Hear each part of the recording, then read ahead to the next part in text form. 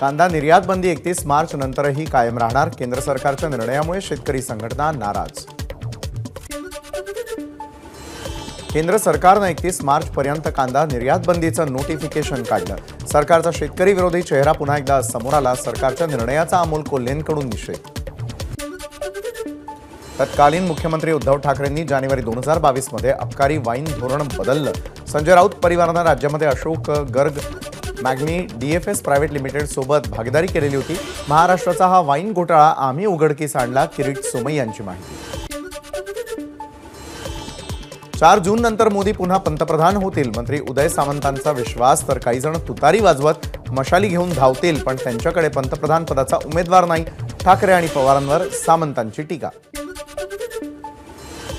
चीनमध्ये जशी हुकुमशाही आहे तशी हुकुमशाही देशात आणण्याचे मोदींचे प्रयत्न. मोदींना हुकुमशहा बनवायचं आहे. विनायक राऊतांची मोदींवर टीका. देशामध्ये घाबरलेले लोक संविधान आणि लोकशाही नष्ट करण्याचं काम करतायत. केंद्रामध्ये बसलेले सगळे घाबरले म्हणूनच इतकी दडपशाही आहे. लोकशाही मारायचा प्रयत्न केला तर लोक तुम्हाला मारल्याशिवाय राहणार नाही. यशोमती ठाकूरांचं वक्तव्य. दिल्लीचे मुख्यमंत्री केजरीवाल यांची अटक आश्चर्यकारक नाही. आता मोदी घाबरले त्यामुळेच विरोधकांना तुरुंगामध्ये टाकून निवडणुकांना सामोरं जात आहेत. यालाच डरपोक असं म्हणतात. केजरीवालांच्या अटकेनंतर सामनातून हल्लाबोल. देशात लोकशाही नाही, कुणालाही अटक होऊ शकते, कुणीही सुरक्षित नाही.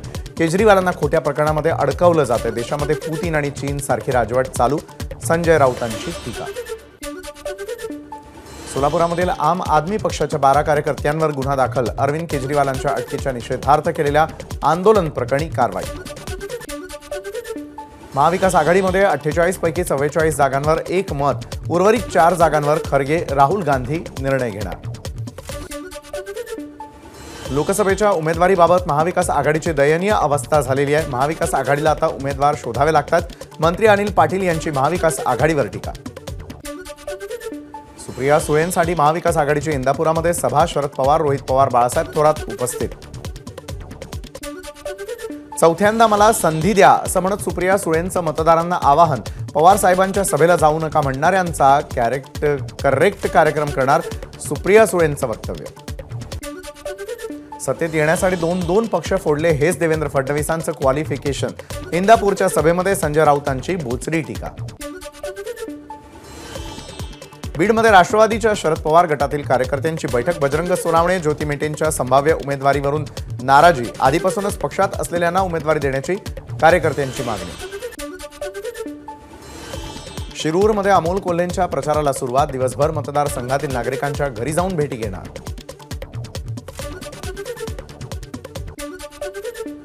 पुण्यामधील कसबा पेठ मतदारसंघासाठीचा निधी पर्वती मतदारसंघामध्ये वळवण्याचा राज्य सरकारचा निर्णय कोर्टाकडून रद्द. कसब्याला तातडीनं निधी देण्याचे मुंबई उच्च न्यायालयाचे निर्देश. कसब्याचे आमदार रवींद्र धंगेकरांनी केली होती तक्रार. अहमदनगर दक्षिण लोकसभेसाठी महाविकास आघाडीकडून निलेश लंके आणि राणी लंकेंच्या नावाची चर्चा. दोघांपैकी एक जण निवडणूक लढवणार हे निश्चित. तुतारी कोण हाती घेईल हे लवकरच कळेल. राणी लंकेंचं सूचक विधान. शिवाजीराव आढळराव पाटील 26 मार्चला राष्ट्रवादी काँग्रेसमध्ये प्रवेश करणार. शिरूरमध्ये महायुतीचाच विजय होणार. आढळरावांचा निर्धार. धामणगाव मतदारसंघाचा निवडणूक निर्णय अधिकाऱ्यांनी घेतला आढावा. जिल्हाधिकाऱ्यांसह लोकसभा मतदारसंघाचे निवडणूक निर्णय अधिकारी राहुल काडिल यांनी दिली भेट. निवडणुकीची तयारी आणि कामकाजाचा घेतला आढावा. बारामतीमध्ये बिहारसारखी परिस्थिती. अजित पवारांनी नेक्सस तयार केलेल्या गुंडांकडून दम दिला जातोय. विजय शिवतारेंचं वक्तव्य. भंडारा गोंदियामधून नाना पटोलेंच्या जागी डॉक्टर प्रशांत पडोळेंना उमेदवारी मिळण्याची शक्यता. तर चंद्रपूरमधून प्रतिभा धानोरकरांना तिकीट मिळण्याची चिन्ह. पराभवाच्या भीतीनं नाना पटोले आणि विजय वडेट्टीवार मैदानातून पळ काढतात. लोकसभेच्या उमेदवारीवरून भाजप आमदार आशिष देशमुखांची टीका. 16 गुन्हे दाखल असलेल्या साजिद खान पठाणला काँग्रेसनं उमेदवारी दिली. भारत जोडण्याचं नाही तर तोडण्याचं काम काँग्रेस करतंय. काँग्रेस का हात, दंगे बाजू के साथ असं काँग्रेसचं धोरण. प्रवीण दरेकरांची टीका. रामटेकची जागा शिंदे गटाकडेच राहणार तर अमरावतीच्या जागेवर भाजपच लढणार. चंद्रशेखर बावनकुळेंचं मोठं वक्तव्य. सलग सुट्यांमुळे उमेदवारी अर्ज भरण्यासाठी 26 आणि 27 मार्च हे 2च दिवस मिळणार. 20 मार्च पासून उमेदवारी अर्ज दाखल करायला सुरुवात झाली आहे. आता 2च दिवस राहिल्यामुळे उमेदवारांची धावाधाव होण्याची शक्यता. पंकजा मुंडे कालपासून बीड जिल्ह्याच्या दौऱ्यावर. शहराजवळील नारायणगड इथे पंकजा मुंडेंनी घेतलं नगद नारायणाचं दर्शन. ओबीसी नेते प्रकाश शेंडगे वंचित बहुजन आघाडीचे अध्यक्ष प्रकाश आंबेडकरांच्या भेटीला. ओबीसी बहुजन पक्ष एकूण 22 उमेदवार लोकसभेच्या रिंगणात उतरवणार. वंचित सोबत युती करण्याची शक्यता. आमदार शंकरराव गडाख अजित पवारांच्या भेटीला. मतदारसंघामधील विषयांबाबत भेट घेतलेली असून कुठल्याही राजकीय विषयावरती चर्चा झाली नाही, गडाख यांची माहिती.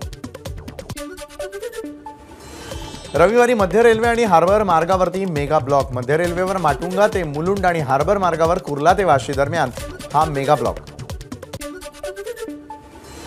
सायन उड्डाण पुलाचं पाडकाम धुलीवंदनानंतर सुरू होणार. 27 मार्च पासून पूल वाहतुकीसाठी बंद. 28 मार्च पासून पुलाच्या प्रत्यक्ष तोड कामाला होणार सुरुवात. रविवार आणि सार्वजनिक सुट्टीच्या दिवशीही कर भरता येणार. 31 मार्चची डेडलाईन जवळ येत असल्यानं मुंबई महापालिकेचा निर्णय. त्यामुळे धुलीवंदन गुड फ्रायडेच्या दिवशीही कर भरणा केंद्र सुरू राहणार.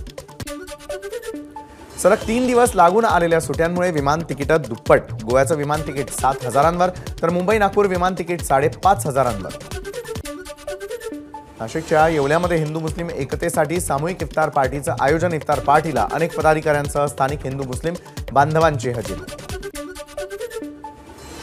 जळगावच्या वर्डी गावामध्ये सर्वपक्षीय नेते मंडळींना गावबंदी. केळी कापसासह इतर पिकांच्या विम्याची रक्कम मिळत नसल्यानं शेतकरी आक्रमक.